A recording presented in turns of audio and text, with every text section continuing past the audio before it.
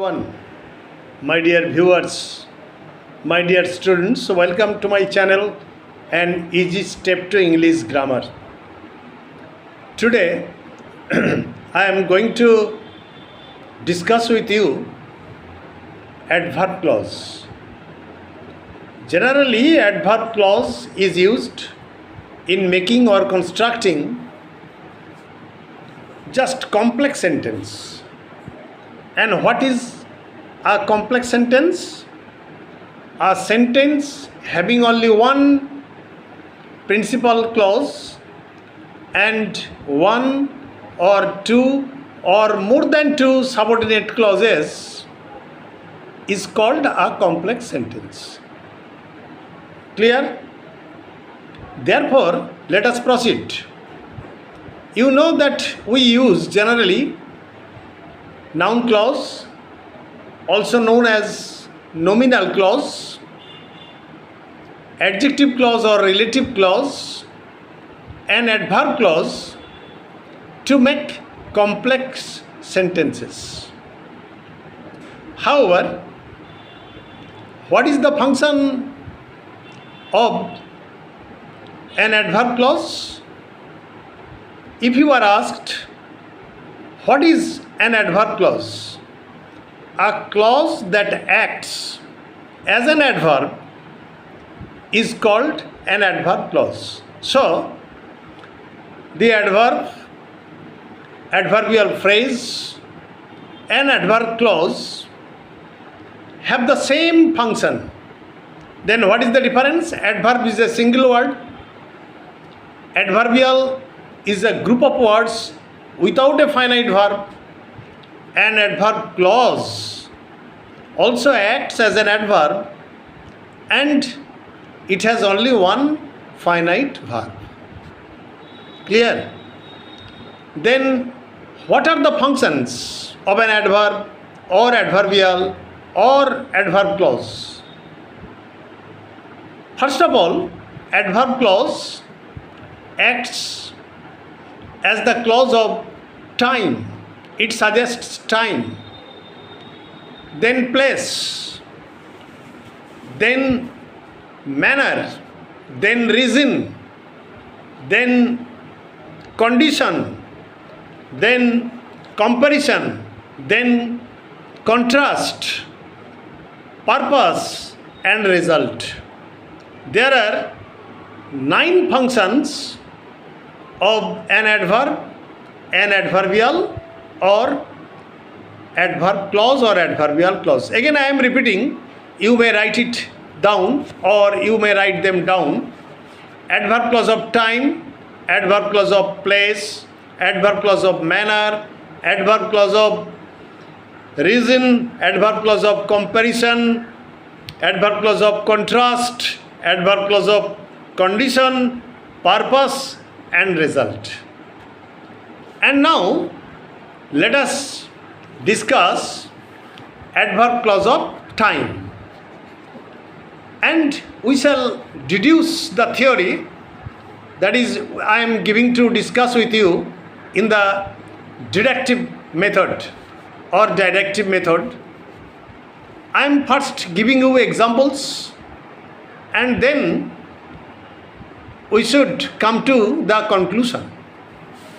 For example, my first example is, the swallow flew away from the shoulder of the happy prince after the sun had risen. It is also an example of past perfect tense. The principal clause is, the swallow flew away from the shoulder of the happy prince. It is the principal clause. After the sun had risen, subordinate adverb clause of time, and modifying the verb flew away. Clear? Let us come to the second example. Second example. What is the second example? The birds had come back to their nests before the sun set. Before the sun set. So, The first clause, that is the principal clause, is the birds had come back to their nests. Principal clause.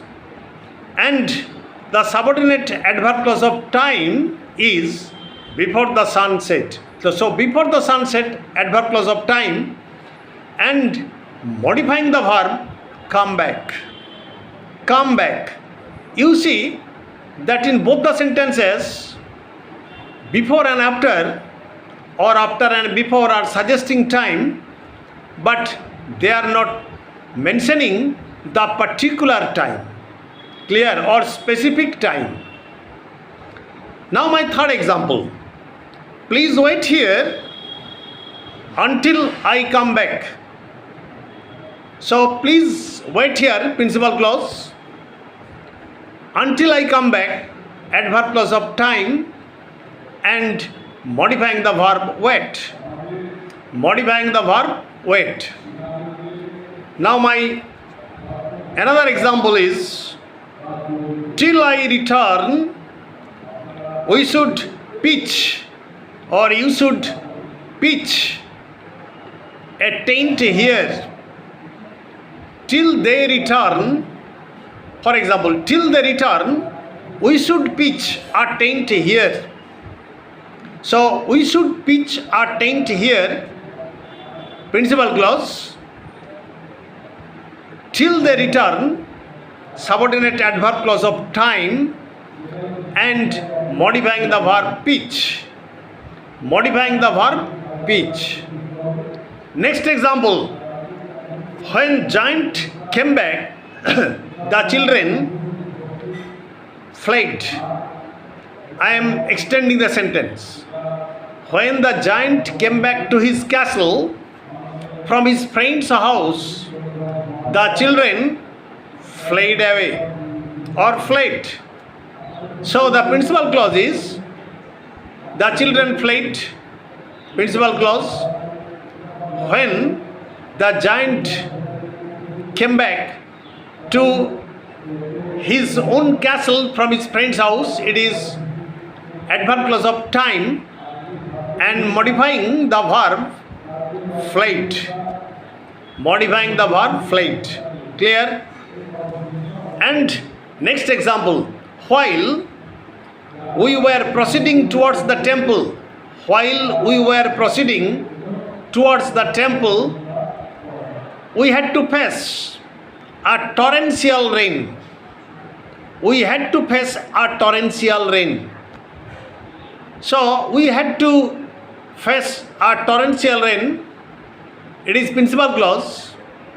While we were proceeding towards the temple, it is subordinate adverb clause of time, and modifying the verb had to face. So I have selected all these examples to discuss with you adverb clause of time, and I think, and I am very much optimistic that all of you are able to understand what adverb clause of time is, because I have given you some examples, and at the same time I have analyzed the sentences very explicitly, very vividly, and very clearly, and unambiguously, so that you can use them in your writing, you can use them in your speaking, and you can use them in speaking English very fluently. Thanking all of you. Goodbye. Stay safe, stay mellow, and if you think that this video comes to your benefit, you must subscribe my channel. Please like, comment and share.